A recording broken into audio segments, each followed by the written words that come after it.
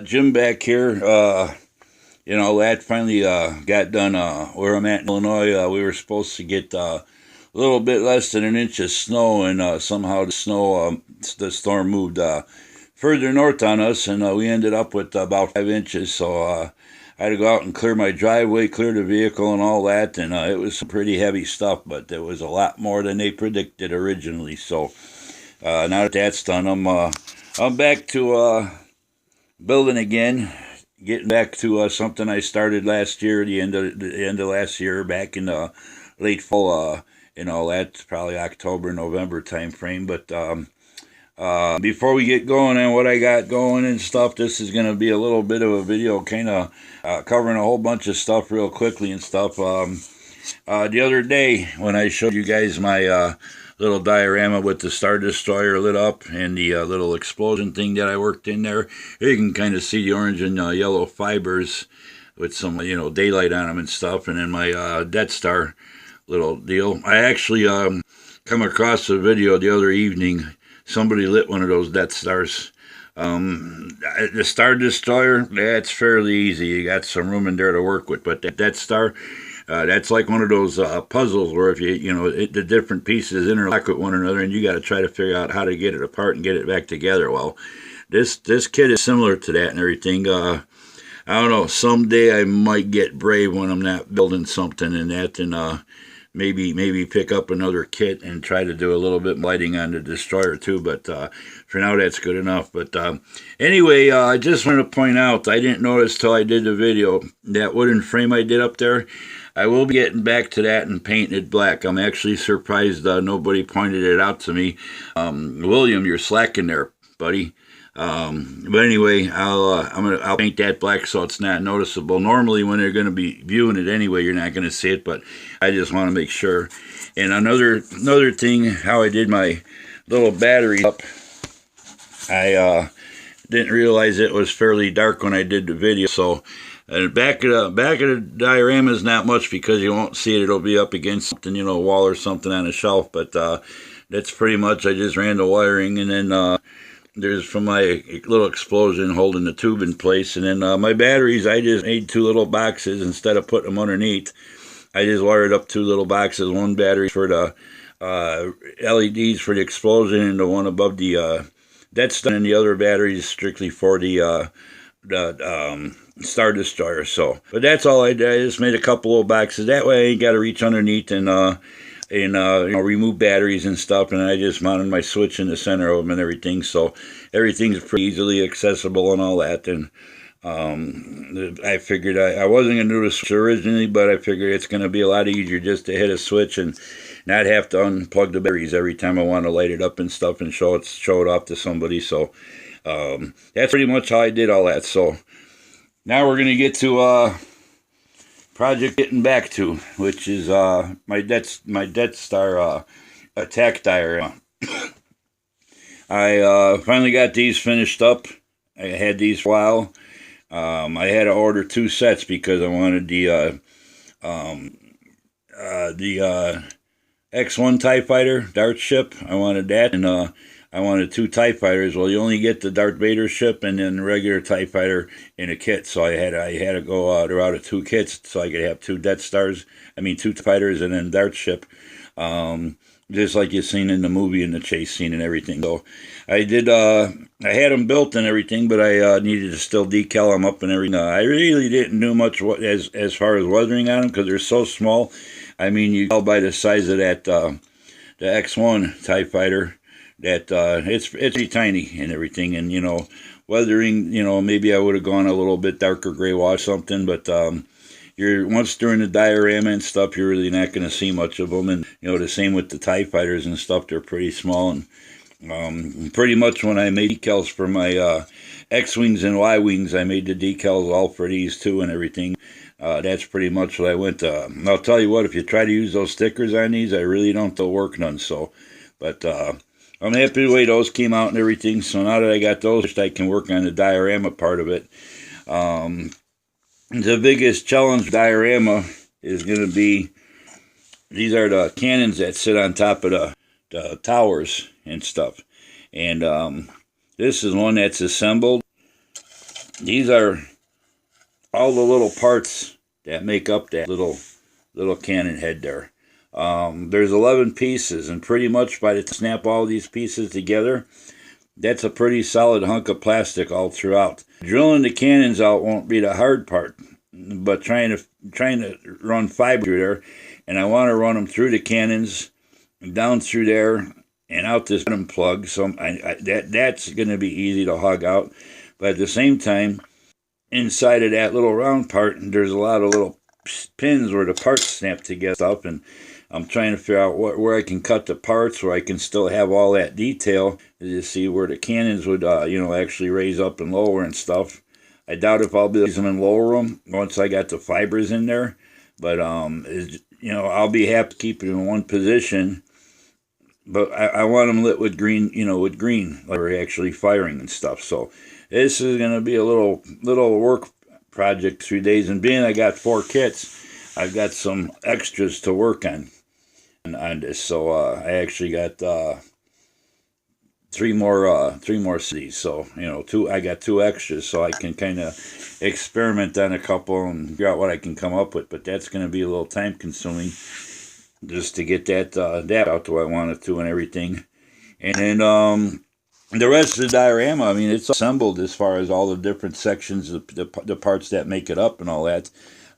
Painting, it's going to be a one-shot deal and stuff, fairly easy. Maybe do a little bit of a wash on it, but basically that, that star might have not had no fiber optics along the sidewalls or nothing, but I'm going to add some fiber optics and just to give it a little bit more, not going overboard, just a few here or there to do some lighting, because of these tiny ships, since I can't light them, I want to give it a little bit more detail with some fiber optic lighting and different little nooks and crannies and stuff, just to give it a little bit more interest and stuff and all that. So, but that's what I got, and that's what I'll be working on before I get to my back on my Catinga with the paint and stuff. And I've been doing some testing of the different greens and everything, and these are the different call-outs that they got on the side of the box. This is a regular green on the end. There's not much difference in these greens. There's 4 different greens on, and there's very little difference. And even when you mix the paint, like they tell you for one color to mix a 2-to-1 ratio, and that it still doesn't stand out. So I'm going to be experimenting. That's why I'm holding up on that Catinga, because I want it to come up in good, but at the same time, I don't want all the colors really muted to where you can't tell the difference in the panels and stuff. So, and getting back to what I'm going to have going on so far this year, probably maybe for the first half of the year I got stuff lined up, but that might change a little bit. I'm not going to go give no kind of schedule or nothing, but besides sci-fi kits, I've always had a fascination. I saw the Robert E. Lee model that I just did with lighting and stuff. I'm going to be making the diorama base for that over the next couple weeks, once I decide what type of medium I want to go with for my water. But I've always had a fascination with sailing ships, like they call it, they're referred as tall ships, something on the order like the Pilgrim ships, the USS Constitution, pirate ships, stuff like that, the tall-masted sailing ships and stuff, rigging. I've always enjoyed those. Way back years ago in the early 80s, I did build a Constitution 3-foot model. It was put out by Revell. They don't make this one more. It was called the museum quality kit. It actually had the hull came pre colored the copper plating, and it was actually patina. It was it was more expensive than the normal 3-foot ship, the 196 scale. The sails were actually they were the blow mold sails, but they actually had a type of fabric coating on them that they made them feel very real and look very real and stuff. It came with brass little posts for the stand, and it came with a base to mount those on and stuff.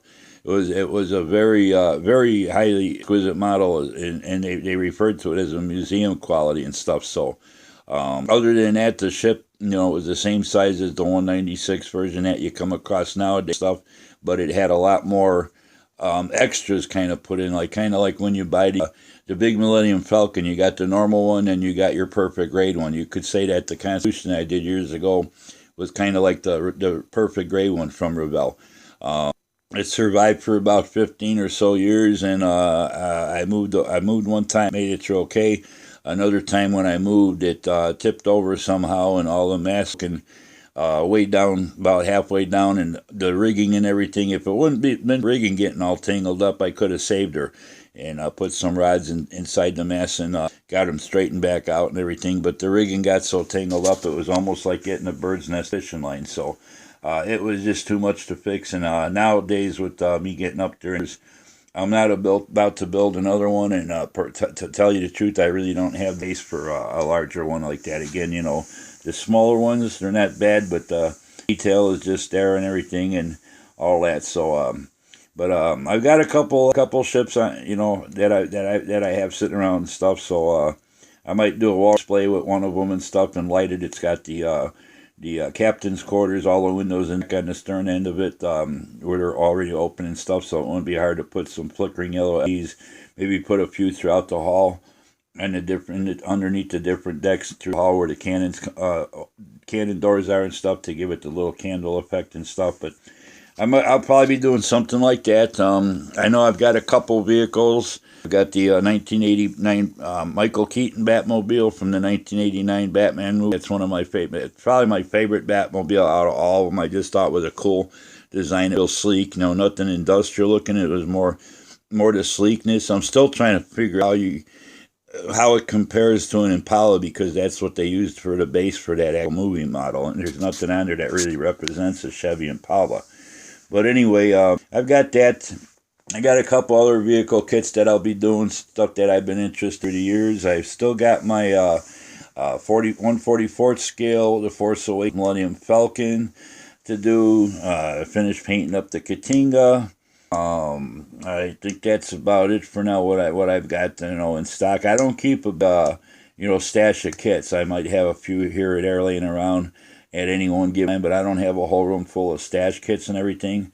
I build. I want to build. And now with stuff, I pretty much built everything that I have an interest in. So there's nothing really popping right now. I understand later in the spring, Polar Lights is going to be doing the the different ships from the Discovery series and everything, and those sound pretty interesting. From what I understand, they may put those out in a couple different scales, some bigger ones. The actual Discovery ship will be about 29 inches, and I think the 1/500 scale ones, the biggest will be about a foot long. I think the smallest will be about 9 or something, but they're talking about later this spring popping all three of those out. I know Mobius is talking about some more Star Trek kits, most likely from the J.J. Abrams universe and all that. So I don't know how, if or how many. I know I'm not doing the Mobius, the Kelvin or nothing like that. Not the Kelvin, the one that they just popped out, the 1/3 scale one. I like the movies. I just I like to build the Star Trek ships from like the original series, in the movie era, the motion picture and stuff. And another thing, I just don't have that much room for all those big kits and stuff. Down the line, I do have another diorama with the little 350 pocket Millennium Falcon. I did light it. I'm waiting on a couple more kits because I ordered a couple more ATM6 walkers and stuff. And I want to do a little diorama in those, with those, kind of like a forced perspective, because the ATM6 are actually 1/550th scale. So it'll be like they're in the background. The Millennium Falcon will be, more in the foreground, kind of like I did with the Star Destroyer diorama and stuff. And all. But that's pretty much everything I'm going to have going. Another thing to touch base on, I've been getting a lot of questions lately from myself and from, to myself from some different people, viewers, and also somebody that had a question posed to them, and then they contacted me if I'd be interested. Commission builds. I don't do those other than for friends that live close by or something, where they can stop by, pick it up, or I can deliver it to them. But one thing, your bigger kits, they're expensive for one thing. They're delicate once built. And shipping on a lot of that stuff, especially your starships and everything with the nacelles, islands and stuff, Those are pretty prone to damage unless you're at some kind of system where you can really pack them in there solid, almost like having custom made that fit over them in the box would do. And they're pretty big boxes to start with. Second of all, I've been offered less than the price of a kit for a kit that's already been built and lighted, all the photo etch and everything. Guy wanted to give me, I'll give you a perfect example. I did the USS Nimitz 1/7 scale aircraft carrier on a water diorama. There's 843 parts kit. It took me 6 months to work on. I did all the photo etch on it. The kit costs about $540. The photo etch was pretty close to the same amount. So you're talking $80-90. Offered me $80. I told him not even close, bud. He asked me if I take a. I said, I'll tell you what, you're looking about $500, maybe $600, and then you're looking, that probably would have included shipping and stuff, but he says I can't afford anything more than $100. That's one of the reasons I don't do commission stuff that much nowadays. I do it more often, but not now. People just don't understand. There's a lot of time into building these kits, detailing them. If you do a kit like I had a gentleman ask me if I do the Battlestar to Pegasus from the Reimagined series. I wouldn't mind. That kit's not ready available that much no more because a lot of times after a kit's out for so many, they kind of stop reproducing them and they got newer kits that they're working on and they do a repop down the line. But, I gave them a price on that because it's got all the photo etch on a base with the Battlestar Galactica. And I told them if you want both ships together, if you get Pegasus, let me know. But that's a pretty time consuming with all the little fiber optics, doing that trench on the head and everything. I told $100 right out. He was very agreeable to the price and everything, but he got back to me and said find the ship either. So much for that.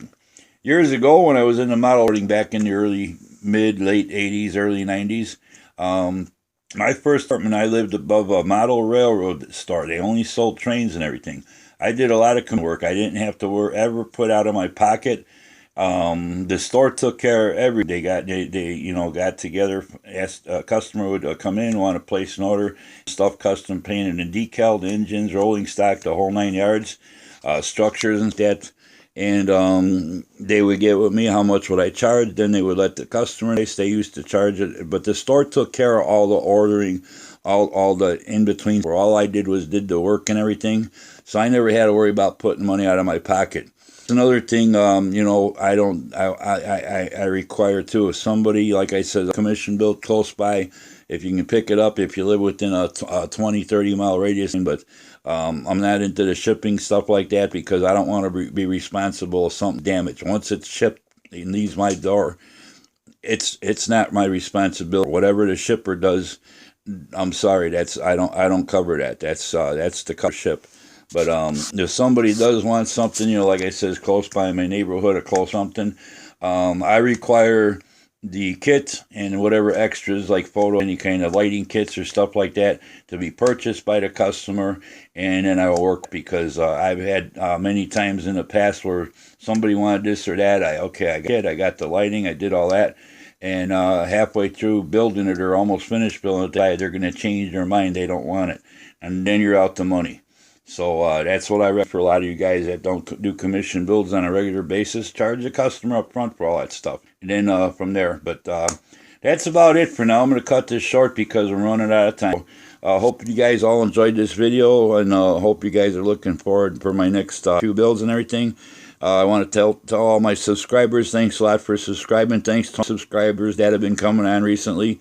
Thanks for hitting the like button. Thanks for leaving nice comments. And as normal, I've been trying to leave my email address in the description under every video, so that way if somebody wants to contact me and possibly exchange phone numbers if they have questions that are easier to discuss, in person and stuff, free, contact me and then we'll go from there. So till the next time, hope you guys all have a good time, and if we get any more snow, I'm going to try to send it by everybody else instead of just me. That was a little workout for me this morning, 5 inches of snow, and it was that pretty wet, heavy kind too. So till the next time, we'll be seeing you guys. Everybody take care. Happy modeling. Talk to you. Bye.